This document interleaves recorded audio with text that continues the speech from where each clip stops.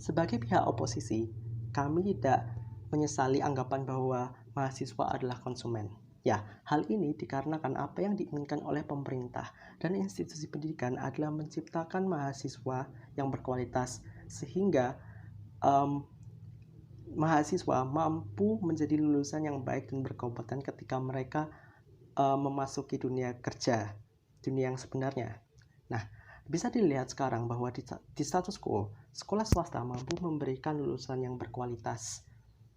Hal ini bisa dilihat dari persentase lulusan swasta, di mana cenderung lulusan dari sekolah swasta mampu menjadi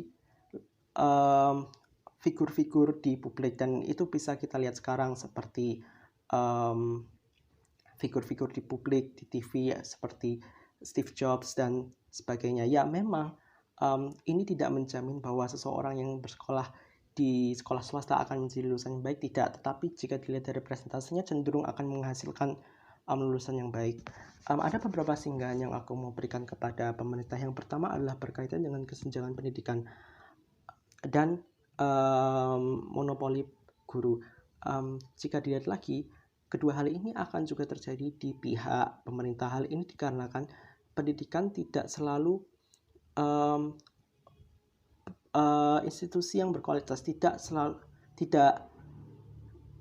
selalu mengandalkan biaya, tetapi juga ada komponen lain semisal kualitas dosen, kualitas mahasiswa, dan bisa dikatakan bahwa ada beberapa universitas atau sekolah yang pada akhirnya mampu menjadi sekolah yang baik, dan pada akhirnya mahasiswa atau dosen-dosen ini tertarik pada satu sekolah atau institusi tersebut, dan yang terjadi adalah tetap adanya sentralisasi kualitas pendidikan, di mana dosen-dosen dan mahasiswa yang berkualitas berkumpul di satu pendidikan itu.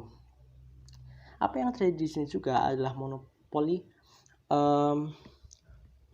guru, di mana guru-guru yang berkualitas ini itu tidak diberikan gaji yang selayak dan semestinya. Mereka tidak diberikan gaji yang sesuai dengan kerja mereka. Jadi apa yang terjadi adalah guru-guru ini tidak mampu untuk tidak ada motivasi untuk memberikan pendidikan yang lebih berkualitas. Ya, mungkin ada beberapa tapi tidak semuanya begitu, karena mereka akan kehilangan motivasi karena mereka tidak merasa kerjanya tidak dihargai dan tidak mendapatkan gaji yang semestinya. Berbeda di pihak kita, di mana dosen-dosen itu diberi gaji yang sepantasnya, dan gaji tersebut diberikan berdasarkan kualitas mereka. Jadi semisal dosen-dosen tersebut atau guru tersebut bisa mampu memberikan kualitas yang lebih baik, maka mereka akan diberikan gaji yang lebih baik. Dan ini yang menyebabkan kenapa banyak sekali sekolah swasta itu memiliki kualitas yang baik. Itu dikarenakan dosen-dosen, dimulai dari dosen-dosen ini, ketika mereka diberikan gaji yang semestinya, mereka akan termotivasi dan akan semakin ingin terus mengembangkan kualitas pendidikan. Sehingga yang terjadi adalah adanya inovasi, adanya semangat dari dosen untuk mengajar dan untuk membuat kualitas pendidikan yang lebih baik. Sehingga ini mengapa pendidikan di sekolah swasta itu cenderung memiliki kualitas yang baik. Itu dikarenakan adanya fasilitas yang juga diberikan oleh dosen-dosen dan inovasi oleh dosen. Begitu.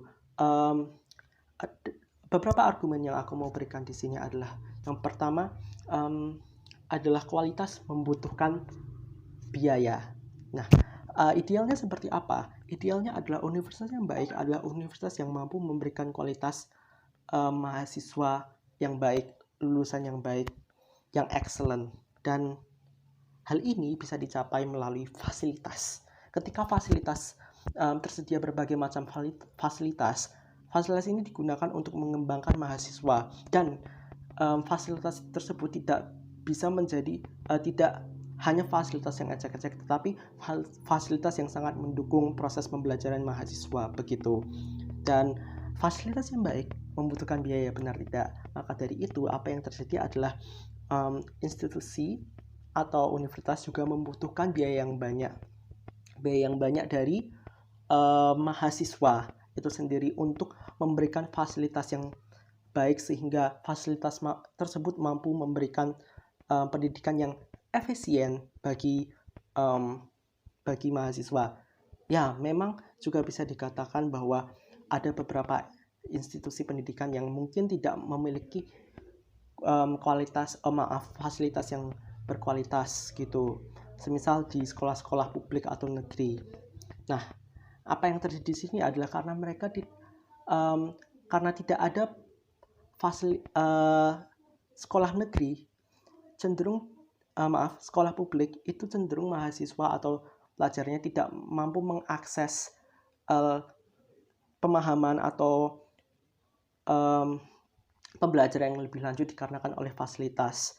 Dan itu mengapa fasilitas itu sangat penting.